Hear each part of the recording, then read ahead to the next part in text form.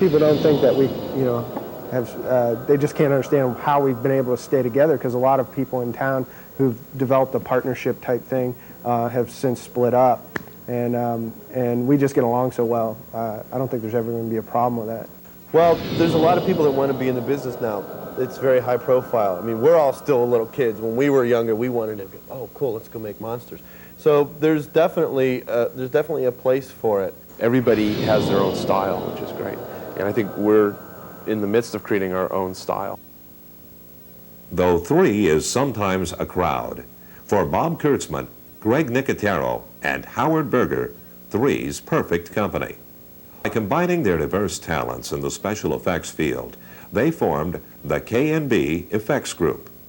This has allowed them to be their own bosses. So in addition to making monsters, they also have the opportunity to have fun as well.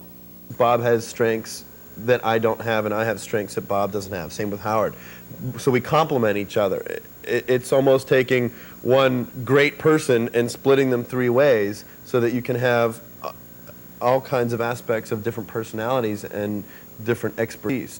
We used to come to the shop and work 24-hour days, and now that we're to devote some time outside of work and grow, three of us, because there's three of us, we're able to do that. Like if I need time off, needs time off, or Greg needs time off, there's always somebody. It's not just one guy 24 hours a day dealing with KNB effects. That's one really nice advantage. Concentrate on more than one project at a time. I think like 4 films at a time. Us can super a project.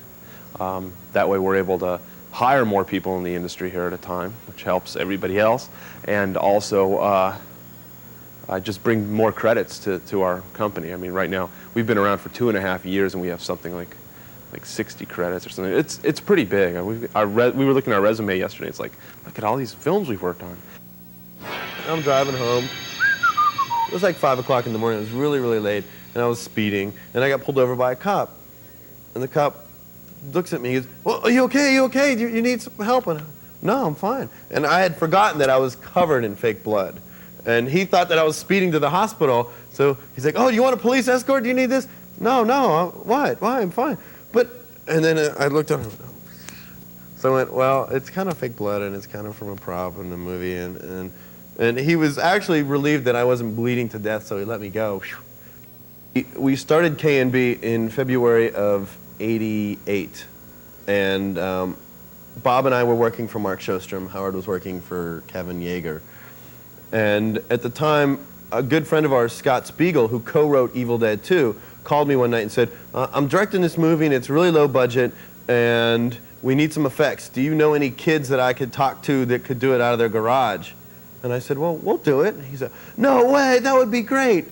Fortunately for us, they were shooting about 15 minutes from Mark Shostrom's studio.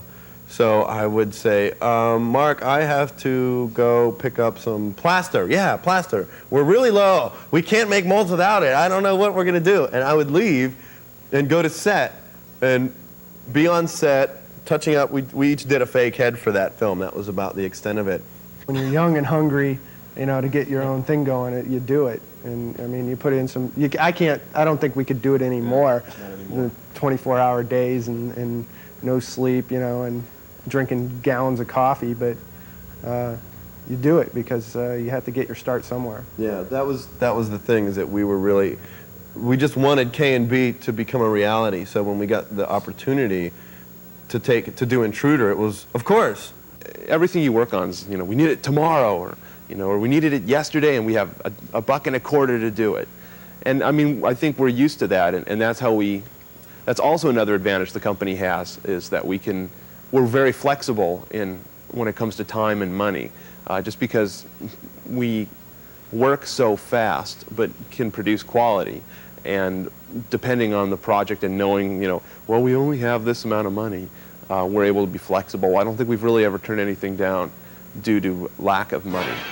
On Texas Chainsaw, we had to do tests of the fake heads getting chainsawed, and so Greg went out and rented a chainsaw from a tool supply, and we went out in the parking lot and we chainsawed this head, and blood went all over the place, and all these people from across over the wall there's a factory next door, and they have all their cars parked there, and it was covered with blood. It just went over the fence, and they came over like screaming about it one day. What is all this stuff on my car? I was in Salt Lake City working on Halloween 5. Rob Draper, the director of photography, said, "Oh, did you hear that they're doing Tales from the Dark Side, the movie?" I said, "No, really? Finally?" Yeah. So I called John Harrison that minute. I swear, I was standing near the phone. I went, "Hang on a minute, Rob. John, we want to do the effects. We want to do the effects." "Oh, of course. Yeah, I definitely want you guys to do the effects." Originally, what they were going to do was split off the effects to different companies. There was 3 segments. Dick Smith was the executive consultant on it. So basically, Dick said, "Well, you know, there's not a lot of companies that can handle this amount of work in a short amount of time. So you guys should bid it out to 3 different companies." So John Harrison called me and said, "Well, they really want to bid it out. Which one do you guys want to do?" I said, "Well, we want to do the gargoyle because we've never done it."